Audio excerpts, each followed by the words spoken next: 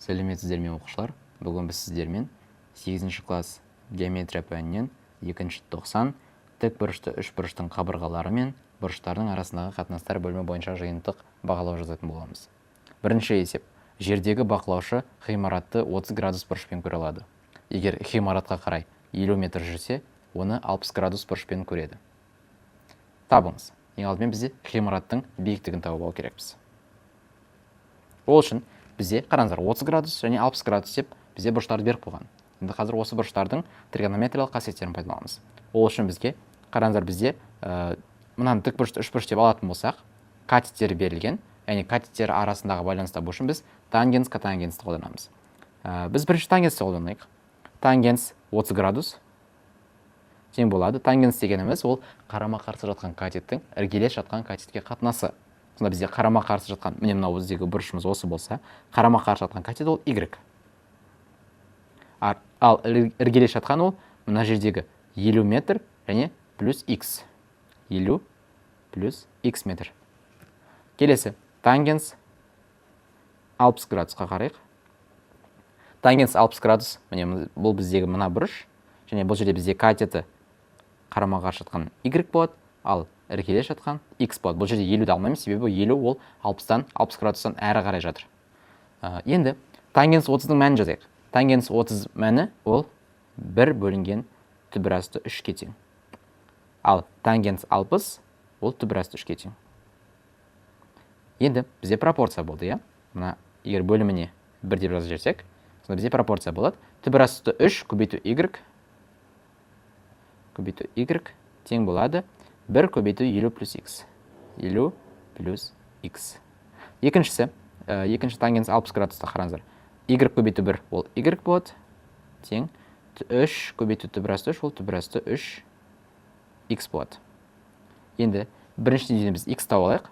X тең болады. Бізде 50 теңдіктің екінші жағына кетеді. Сонда түбір асты 3y минус 50 болады. Енді біз осы түбір асты 3y минус 50 өрнегін екінші деңгейдегі x-тің орнына қойып жібереміз. Бұл бізде алмастыру тәсілі болады. Сонда ол түбір асты 3 көбейтілген. Егер біз өрнекке көбейтетін болсақ, онда жақ жағалап көбейтеміз. Түбір асты 3y минус 50. Біз мына өрнекті осында жаздық. Мына x-тің орнына көбейтіп жаздық. Тең болады. Түбір асты 3-те өрнектің жақшаның ішіндегі барлық мүшелерге көбейтеміз. Сонда түбір асты 3 пен түбір асты 3 көбейтіліп ол 3 болады. Қасына y-ті көбейтіп жазып қоямын. Минус 50-ді түбір асты 3-ке көбейтсең, дәл солай қала береді. 50 түбір асты 3 болып. Сонда y тең 3y минус 50 түбір асты 3. Сонда мен 50 түбір асты 3 теңдіктің сол жағына жіберсем, таңбасы оң болып барады. Тең болады. 3y-тің қасына мен мына y-ті кіргізем. Сонда ол минус болып келеді. Сонда 3y минус y ол 2y болады. Енді қараңыздар, y сонда 2y-ге 50 түбір асты 3 болса, y табу үшін мен теңдіктің сол жағын 2-ке бөліп жіберемін. Сонда 25 түбір асты 3 болады. Сонда біздегі бұл 25 түбір асты 3 дегеніміз біздегі ғимараттың биіктігі. Бұл бізде А пунктінің жауабы. Келесі Б пунктінің жауабы бақылаушы мен ғимараттың ара қашықтығы. Бақылаушы мен ғимараттың ара қашықтығын табу үшін мен тағы да алмастыру әдісін қолданамын, немесе y-тің орнына 25 түбір асты 3-ті қоя саламын. Сонда y-тің орнына 25 түбір асты 3-ті қоя салатын болсам, тең болады. Ол түбір асты 3 x-ке тең. Түбір асты 3 x-ке тең. Теңдіктің екі жағында да түбір асты 3 болғаннан кейін, оны мен қысқартып жібере аламын. Сонда менде x тең болады 25-ке. Сонда жауап бізде x 25-ке тең. Жауабы бізде ғимарат h немесе y ол 25 түбір асты 3 және x плюс 50 бұл біздегі бақылаушы мен ғимараттың ара қашықтығы тең болады 25-тің орнына x-тің орнына 25 қоятын болсақ 75 метр. Бұл бізде бақылаушы мен ғимараттың алғашқы ара қашықтығы. Келесі екінші есеп. Егер косинус альфа 3-тен 1-ге тең болса, альфа сүйер бұрышы үшін синус альфа котангенс альфаны анықтаңыз. Бізде берілген косинус альфаны жазып қояйық. 3-тен 1-ге тең. Енді ең алдымен синус альфаны табайық. Бізде синусқа және косинусқа қатысты тригонометрияның негізгі теңдіктерінің қайсысını еске аламыз? Бұл бізде синус квадрат альфа плюс косинус квадрат альфа тең 1-ге деген. Ол бізде синус пен косинустың квадраттарының қосындысы. Ол әрдайым 1-ге тең болады. Сондықтан біз қазір косинус квадрат альфаны анықтап аламыз. Так, синус квадрат альфа плюс косинус квадрат альфаның орнына мен 3/1-дің өзінің мәнін квадраттап қоямын. Тең 1-ге. Сонда синус квадрат альфа тең 1 минус квадраттағанда бізде 9-дан 1 шығады, бірақ теңдіктің екінші жағына ол минус 9-дан 1 болып барады. Енді қараңыздар, азайтқан кезде 1-ден 9-дан 1-ді азайтамыз, ол 9-дан 8-ге тең. Және синусты табу үшін, синус альфаны табу үшін мен теңдіктің екі жағынан да түбір аламын. Екінші дәрежелі түбір, сонда бізде синус альфа тең болады 9-дан 3 шығады, түбір асты 9-дан, түбір асты 8-ден 2, түбір асты 2 болады. Енді бізде синус альфа табылды. Синус альфа ол 2 түбір асты 2 бөлу 3-ке тең. Енді котангенс альфаны табамыз. Тең болады. Котангенс дегеніміз бұл бізде тікбұрышты үшбұрышта іргелес жатқан катеттің қарама-қарсы жатқан катетке қатынасы. Ал тригонометрияда бұл бізде былай болады. Косинус альфа бөлінген синус альфа. Яғни косинустың синусқа қатынасы. Бұрыштар бірдей бізде. Екеуінде де альфа. Енді мен косинус альфаның орнына мәнін қоямын. Косинус альфаның орнында менде 3/1 тұр. Синус альфаның орнында 2 түбір асты 2 бөлінген 3 тұр. Менде 3 пен 3 қысқарады. Тең болады 1 бөлінген 2 түбір асты 2. Немесе мен иррационалдықтан құтылып жіберем. Бөлімін түбір асты 2-ге көбейтем, алымында түбір асты 2-ге көбейтем. Сонда менде түбір асты 2 мен түбір асты 2 көбейтіліп 2 болады, ал 2-ні 2-ге көбейтсем 4. Алымында түбір асты 2. Сонда менде котангенс альфа тең болады түбір асты 2 бөлу 4. Үшінші есеп. Суреттегі ABC үшбұрышының А бұрышы 30 градусқа тең және С бұрышы 45 градусқа тең екені белгілі. Егер биіктік, яғни BD қабырғасы, кесіндісі 6 сантиметрге тең болса, үшбұрыштың белгісіз бұрышы мен қабырғаларын табыңыз. Бізде 60, так, жазбайын, номер 3-ші есеп. Бізде А бұрышы 30 градусқа тең және С бұрышы 45 градусқа тең. Д бұрышы екі жағынан да тік бұрышты болады. АДБ бұрышы және БДС бұрыштары 90 градусқа тең болады, тік бұрыш болады.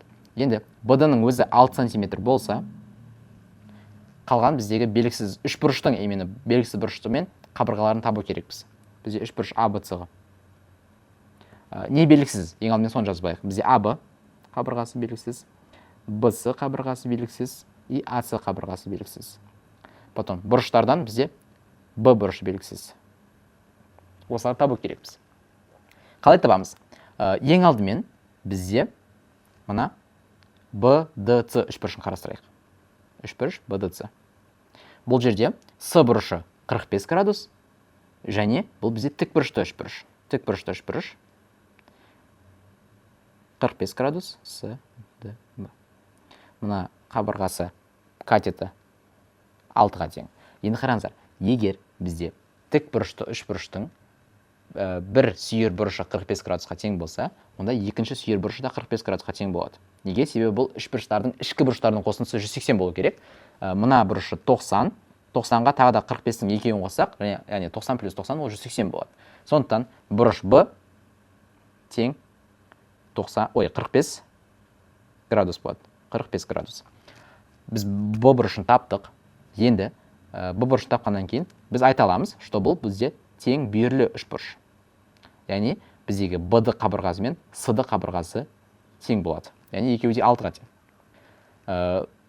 Енді BC гипотенузасын табайық. BC квадрат тең BD квадрат плюс CD квадрат. Яғни біз нені қолданып тұрмыз? Біз Пифагор формуласын қолданып тұрмыз. Гипотенузаның квадраты ол катеттерінің квадраттарының қосындысына тең.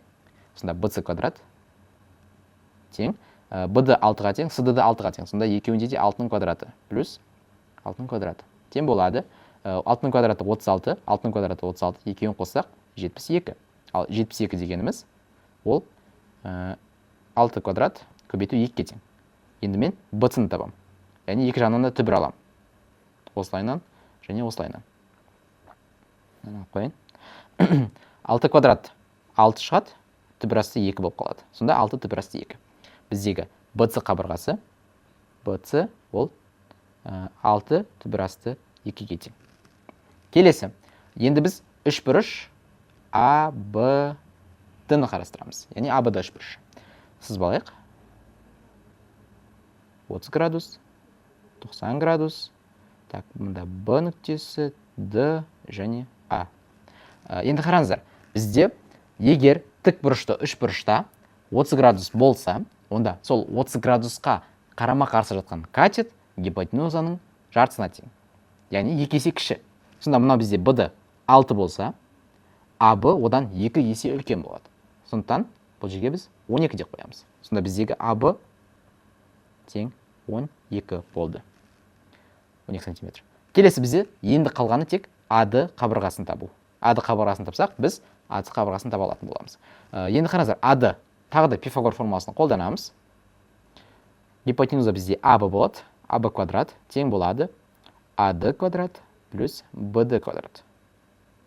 Енді AB квадрат бұл бізде 12. 12-ның квадраты тең AD квадрат плюс 6-ның квадраты. BD бізде 6-ға тең. Енді AD квадрат тең 12-ның квадраты 144 минус 6-ның квадраты 36. Ол 108-ге тең. Яғни ол еще 36 көбейту 3. Сонда AD түбір астын алатын болсақ, 36-тан 6 шығады, 3-тен түбір асты 3-ті өзін қалай береді. Сонда AD ол 6 түбір асты 3-ге тең екен. Енді біз нені таба аламыз? Біз AC-ны таба аламыз. AC тең болады. Ол бізде AC ол AD мен DC-ның қосындысына тең. Сонда AC тең. AD бізде нешеге тең болды? AD бізде 6 түбір асты 3-ге тең. Ал DC бізде 6-ға тең. Сонда бізде 6 түбір асты 3 плюс 6 болады. 6 түбір асты 3 плюс 6 сантиметрге тең. Осымен 8-ші класс 2-ші 90 тік бұрышты үшбұрыштың қабырғалары мен бұрыштардың арасындағы қатынасы бөлімі бойынша жиынтық бағалау аяқталды. Сау болыңыздар.